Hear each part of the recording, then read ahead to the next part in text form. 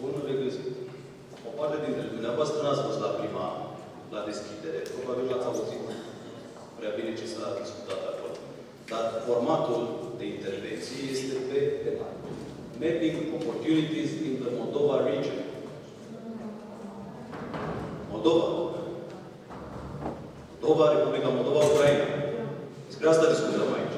Dar dacă vrem să ne scuzăm pentru 34 de ani în România și încă restul 17 sau cât au trecut de la aderare, pentru întârzieri, pentru incapacități, pentru că nu poporul român spune că suntem urâți și proști.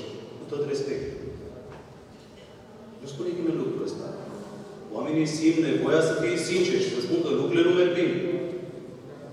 Poate că ne gândim din nou la promisiune. Avem nevoie. Ne dau, ne fac, ne nu știu ce. Haideți să ne gândim la ce putem noi face. Nu întâmplător. Am invitat astăzi aici regiunea Podcarpacie, dacă pronunț corect, în Polonia. Polonia și politicienii de la Varsovia, spre deosebire de cei de la București, în 99 au început să gândească în termen de reformă administrativă. Despre asta vreau să vorbesc azi aici. Despre a rupe și tăia rău de la rădăcină. Și a face realizarea reformei administrative a României pe principiile regionalizării în contextul funcționării Uniunii Europene.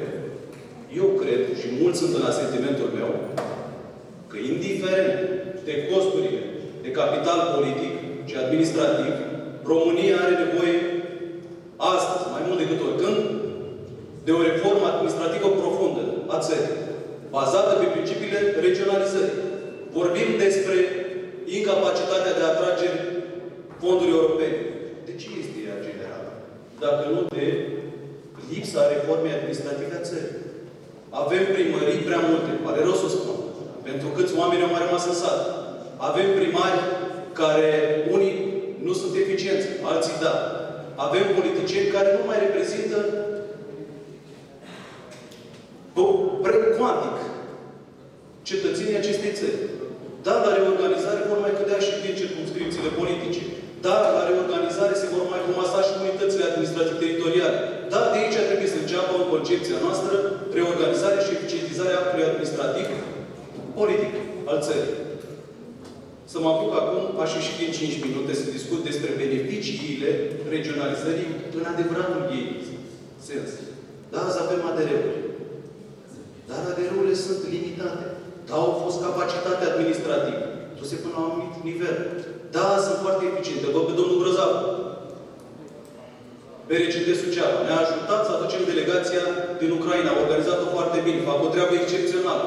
N-au destule fonduri pentru cooperare transfrontalieră. N-a venit de la BRCD Iași, care se ocupă de Republica Moldova. Dar și dumnealor reclamă aceleași lucruri. Nu au suficiente fonduri pentru cooperare transfrontalieră. Despre ce discutăm aici? Vorbim despre Moldova?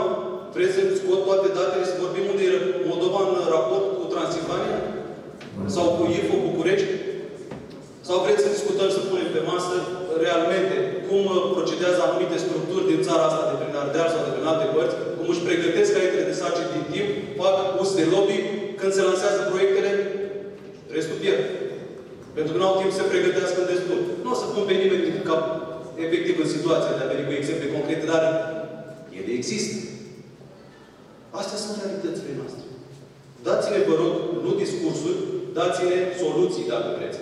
Reforma administrativă a țării. Asta vreau să se audă de la patratorii. De asta are